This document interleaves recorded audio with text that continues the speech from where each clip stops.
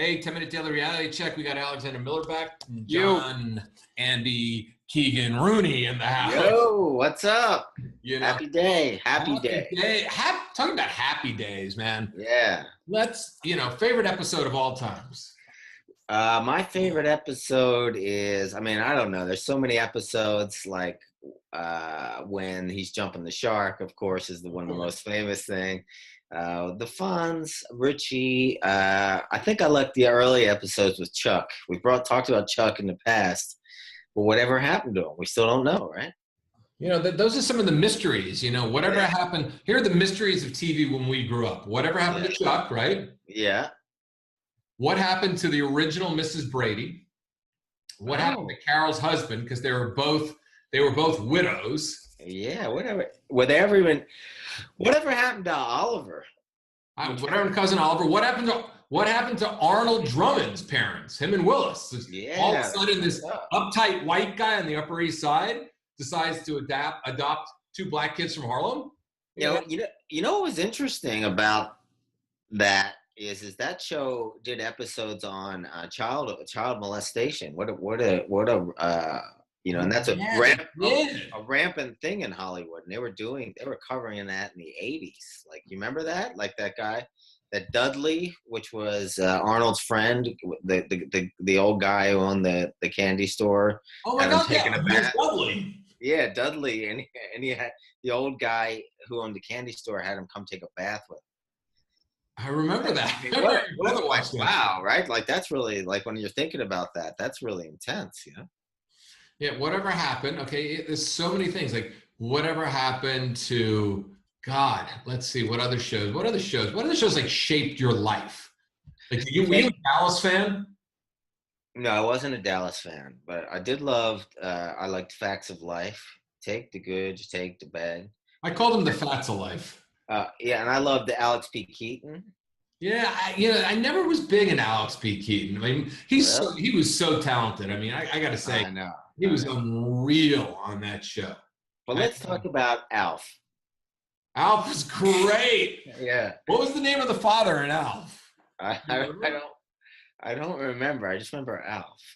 I remember he would go like, what was his favorite? What was his saying? They were T-shirts written across with his catchphrase. What was Alf's catchphrase? I think he liked to eat cats, right? Or something. No, he liked to eat cats, but there was a catchphrase that he had. What was his catchphrase? I think I don't remember. I just don't remember that much about Alf, but I loved him. All right, you ready? Yeah. Kill me. That was his catchphrase? That was his catchphrase. I kill me. I kill me. Oh, I kill me. Yeah, that makes sense. Yeah. Isn't that funny? Like, Alf was the original Bart Simpson, Yeah, he was. He looked like Bart Simpson. Yeah, he was like that guy. Here's another one. What does Alf like to eat? Cats. Yep, with a cat, right? Yeah. What was the name of the cat in Alf? I don't remember. It doesn't say. I love all these things. Is Alf from the Muppets? Who is Alf? Who played the voice of Alf the Alien? Is Alf a puppet? No, Alf's a real fucking person. Jesus Christ. Was he really? Google's that. Yeah, people Google, is Alf a real person? Talking about shows, let's come to the modern thing. Are you watching Billions? That show, really, I find it annoying. The pig vomit guy, he just gets annoying after a while. Jake Paul Giamatti or whatever. He's the same guy over and over with the yelling and the spitting and the anger and the seething. It's silly. It's just this one guy. It's really like a play. It's like just one bad guy against this other bad guy, right? Isn't it? And they're just playing chess. You don't like it? I don't like it. You don't like the girl Taylor who looks like a man but is actually a boy. You don't like that character. I don't know if I haven't. Is that a new character? I only watched the first season. After that, I lost interest. What are you watching now? I like the show Barry on HBO, which actually has. You like Barry? How was it? How's Barry? Barry is an excellent show, and as a guy who used to be an actor, it's really fun to watch because Barry's he was a guy who was in the military, comes home shell-shocked. Some other guy's taking advantage of him and turns him into a hitman. Then they move out to LA to do a job, and Barry follows one of his marks into an acting class and falls in love with the acting class and starts becoming an actor. and then it really shows the world inside the acting class with like the acting teacher and like all the narcissistic actors. It's really funny, and it's really it's got a lot of humor and pathos. It's really good. That's funny. You know how to watch Dice? Dice. Oh, I love that show. That's a great show. That's a weird fucking show. That's amazing. I don't like it. How do you not like it? I don't know. It's a great It's fucking just, show. What a great work of art. Yeah. How do you not like it? And his friend is great too. Milkshake? Yeah, Milkshake's the best. He's a great actor, that guy. Milkshake's the best. That show's great. That show's great. He makes fun of himself. He's a parody of himself. I mean, you know, when he got the fax to host the Oscar, and the fax was like 30 years old. Yeah. You know, I mean, it's fucking. He's a narcissist. Everything's about him. Yeah. Yeah, it's great. Remember when he hung out with the pedophile? My dad's a child molester. He can't be left out of the house, and he was taking them all around Vegas. Oh, right. That's right. Right. I mean, it's fucking funny. Dice is great. Funny. I love Dice. I'm looking forward to Westworld coming back. I didn't like Westworld. Do you like it? Yeah, I loved it. Cool. I like that science fiction type stuff. What about Silicon Valley's? It's lost its edge. You know. Yeah. Is this Westworld season 2? Yeah, it's coming out in a week. You know, I saw season 1, and the way it ended, I was just like, well, where the fuck are they going to go? Is everybody dead? Is everybody not dead? Is everybody alive? Who's alive? Who's not alive? I mean, in the trailer, it's going to be like a war against, them against us. Did you watch Sneaky Pete? I never saw that, but I see him. I guess they filmed that in New York because I see him all over I see him at Hugh Kitchen all the time. And I saw him arguing. Yeah, and what's his name? I saw him arguing with a girl on the street corner out front of Whole Foods in Union Square. No, you should have videotaped that and sold it to TMZ. You would have made your taxes back.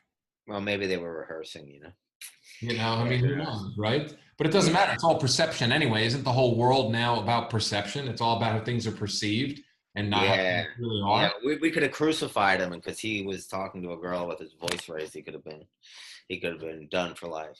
Oh yeah, it would have been me too. I was yelled at by somebody. Me too. Yeah. Me too. I was yelled at somebody. Me too. What about? Be careful. Why don't we do? All right, be careful. I know. You can't say anything nowadays. Enjoy your penis while you have it. Goodbye. It wasn't me. It was David.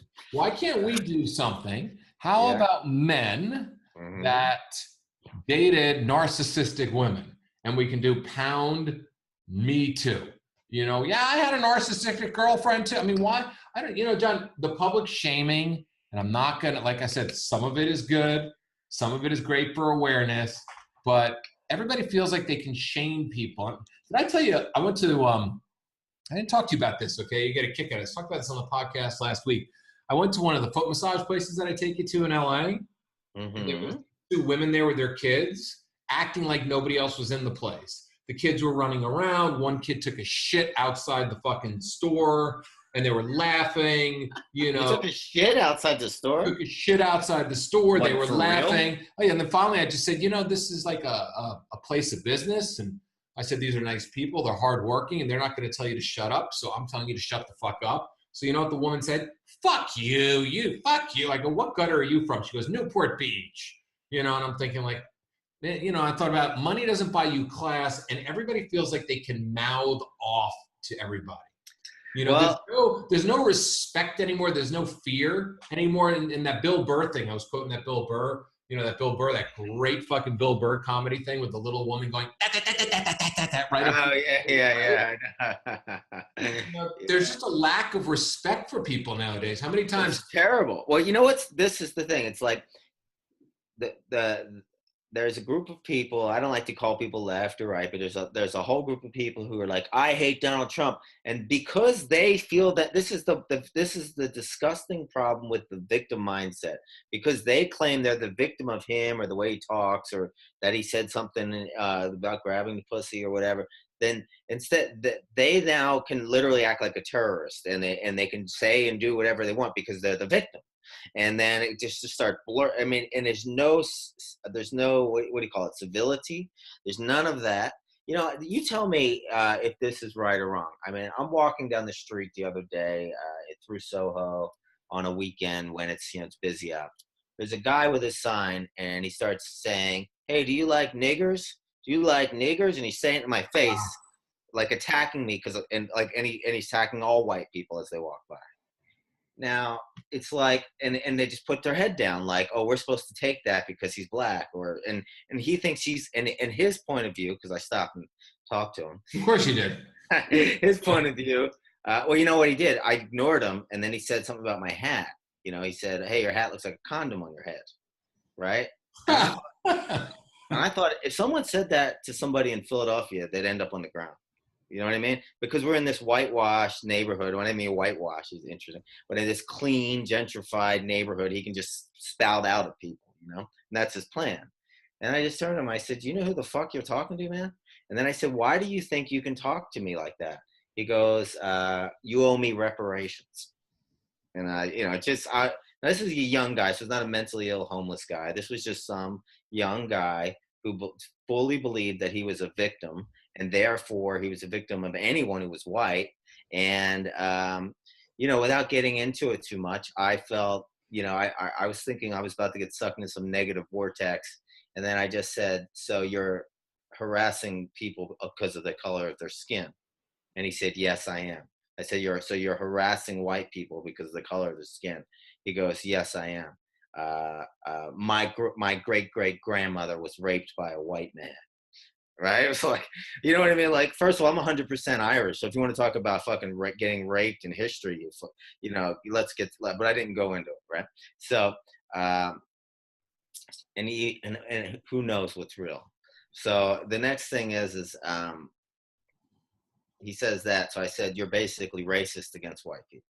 And he said, "Black people can't be racist." I said, "But you're harassing people because of the color of their skin." And then it was just like circular, and I just realized I've fallen into a trap, and I walked away. But it bothers me because it's like, so even me saying this, according to that guy, I'm a racist for even bringing this up, you know?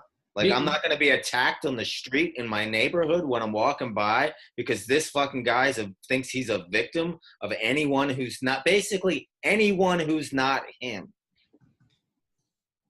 You know what, John? This is what I want to do. I'm going to bring you back one more time this week. We're going to talk about don't engage the idiots. Yes, that's me. I've done it. Okay? We're going to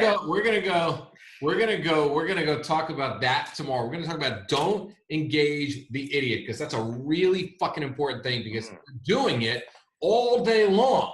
We're engaging the idiots, and we're going to tell you how, and we're going to tell you why it's the end of fucking civilization as you know it.